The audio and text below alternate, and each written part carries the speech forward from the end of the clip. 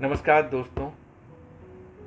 ये वीडियो उस motivation series में है जहां पर हम एक दूसरे का साथ दे रहे हैं। देखिए, कई बार लाइफ में अगर हम स्टूडेंट हैं, चाहे हम सीए कर रहे हों, चाहे हम कंपनी सेक्रेटरी या लॉ का प्रोफेशन, लॉ डिग्री कर रहे हों, या कॉस्ट अकाउंटेंसी कर रहे हों, डॉक्टर बन रहे हों, इंजीनियर बन रहे हों, कंप्यूटर साइंस एक्सपर्ट बन रहे हों, तो कई बार लगता है कि जो कोर्स हमने सेलेक्ट कर लिया है वो टफेस्ट कोर्स है और बहुत टफ है। कई बार सोचते कहीं इजी कोर्स हमें नहीं मिल सकता क्या? इतना टफ कोर्स सिर्फ मेरे लिए ही बना था।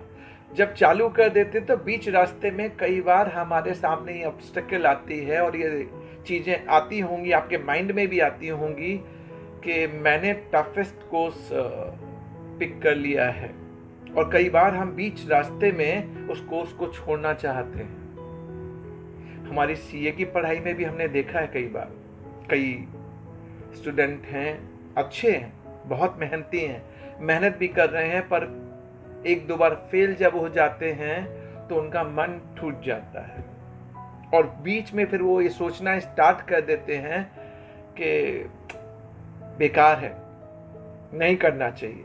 ऐसा आपको भी लगता होगा कई बार, जब आपको लगा होगा मैं फेल हो गया हूं, या कई बार आपने जॉब में देखा होगा, किसी जॉब में आप हैं तो आपको लगता होगा कि आपका जॉब बड़ा कॉम्पिटिटिव है। सीनियर हैं जो आपको हमेशा आपने सीनियर जूनियर वाली लड़ाई हर कॉर्पोरेट सेक्टर में देखी है। लकीली अगर आपका सीनियर अच्छा है तो you always feel happy about it, लेकिन मैक्सिमम अगर आप लोगों से पूछेंगे तो वो उनका व्यू यही निकलता है कि मेरा सीनियर अच्छा नहीं है, ऐसा कहते हैं। कई बार हम जब प्रैक्टिस करते हैं तो हमारे लिए चैलेंज ये होता है कि प्रैक्टिस में क्लाइंट मेरे पास नहीं आ रहा और क्लाइंट मुझे फीस भी नहीं देता और देना भी नहीं चाहता है मैं सारे काम फ्री में कर दूं। ये सारे चैलेंजेस हम सबकी लाइफ में हैं, हम सबकी लाइफ में।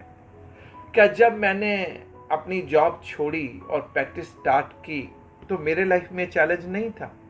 क्या डे 1 पे मुझे क्लाइंट मेरे हिसाब से फीस दे देता था? सर, कभी नहीं देता था। पहले तो वो मुझसे एक्सपेक्ट करता था कि सारे काम फ्री में करो। हर किसी की लाइफ में ये लड़ाई है और चैलेंज है।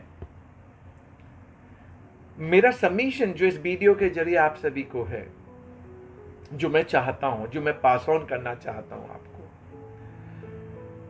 देखिए, जब भी आप किसी भी चीज को देख लीजिए, अगर आपने कोई एजुकेशन पढ़ाई स्टार्ट की है, या आपने कोई नई जॉब सेलेक्ट की है, या आप प्रैक्टिस में हैं,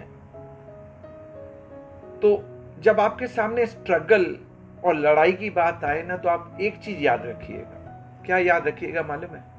आप वैष्णो देवी गए हैं, आपने पारसनाथ में भगवान पार्श्वनाथ के जो पहाड़ पे जब चढ़ना पड़ता है, अमरनाथ की यात्रा की होगी आपने। जब नीचे से हम ऊपर की ओर जाते हैं, कितनी टफेस्ट होती है।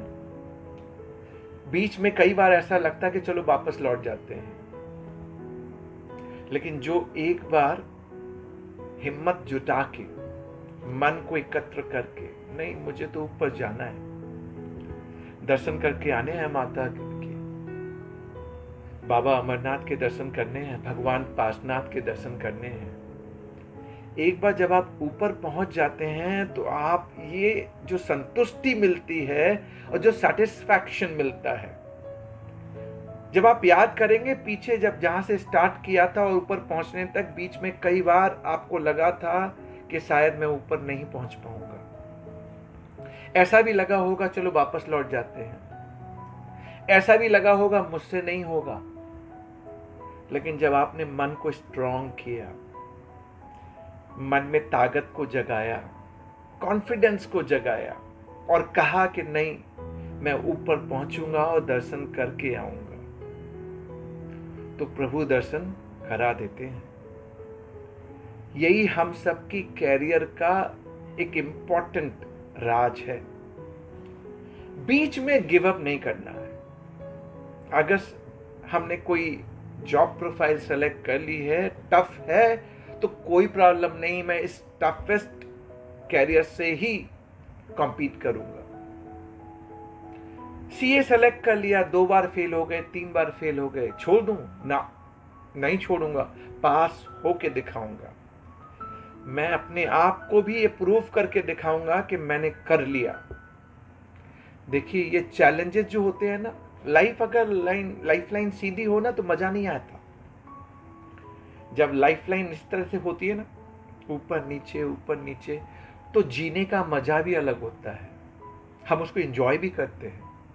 और बाकी ये ऊपर नीचे होना जरूरी है, तभी तो मालूम पड़ेगा टफ क्या था और सिंपल क्या है। अब अगर हमको सारी चीजें सिंपल मिल जाएं तो हमें टफ की परिभाषा नहीं मालूम होगी।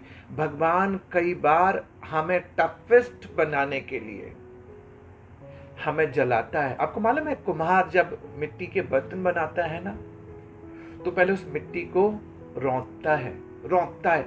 अब मिट्टी बोले कि तू मुझे रौंद क्यों रहा है? कुम्हार हमारा भगवान है ना, और मिट्टी को बर्तन बनना है, अच्छा बर्तन। तो भगवान भी कई बार हमें अच्छी पोजीशन पे लेके जाने के लिए हमें तैयार करता है। और यही लड़ाई है हमारी स्ट्रगलिंग की, यही लड़ाई है हमारे तैयार होने की। और इस तैयारी में जो मिट्टी तैयार हो जाती है वो एक अच्छा बर्तन बन जाती है। जो स्ट्रगलिंग पार्ट को ओवरकम कर लेता है, वही कैरियर की ऊंचाई पे पहुंचता है। जब पहुंचता है तो वो नीचे वाले लोगों को बताता है कि मैं ये रास्ता कैसे तय करके आया था। ऊपर नीचे होना, दिन रात अगर होना, तो आप मान लीजिए इसकी भी एक मीनिंग है। और रात हमेशा नहीं टिकती, रात के बाद दिन को आना है। भरोसा रखिए, be optimistic, be positive, be confident. और एक बार डिटरमाइन कर लिया तो पलट के नहीं देखना है। हैव सेल्फ कॉन्फिडेंस, एक भरोसा रखिए अपने ऊपर, commitment, dedication, sincerity, hardworking, honest रहेंगे। विश्वास मानिए, जब स्ट्रगल हो और इन चीजों को आप फॉलो करेंगे तो जो हम अचीव करना चाहते हैं वो हमें मिलेगा। जहां चाह है वहां राह है। यानी आपको डिटरमाइन होना पड़ेगा, हमें डिटरमाइन होना पड़ेगा। मुझे भी कोई डे 1 पे कोई क्लाइंट फीस नहीं देने आया था। लड़ाई खुद को लड़नी पड़ती है, बगल वाला भी आपकी हेल्प करने नहीं आएगा। खुद ही अपने आप को जलाना पड़ेगा उस जगह के लिए, उस जगह के पहुंचने के लिए। और कहते ना, बिना मरे स्वर्ग नहीं मिलता। अगर आपको स्वर्ग जाना है और मुझे जाना है तो मुझे ही मरना पड़ेगा, बगल वाले के मरने से नहीं होगा। और ये मरना कुछ नहीं है, ये हमारी यात्रा है, ये हमारी स्ट्रगलिंग वाला पार्ट है, ये हमारी लर्निंग कर्व है। ये वो ड्यूरेशन है जब कुम्हार उस मिट्टी को रौंद रहा है। भरोसा रखिए अपने भगवान के ऊपर। अगर टफेस्ट लड़ाई दी है तो वो आपको ऊंचाइयों पे भी लेके जाएगा, और ऊंचाइयों पे आप और हम जरूर पहुंचेंगे। सो बी ऑप्टिमिस्टिक, भरोसा रखिए ऑलमाइटी गॉड में। वो देख रहे हैं, सारा इम्तहान उन्हीं का दिया है, और हम उनके इम्तहान में हमेशा पास होंगे।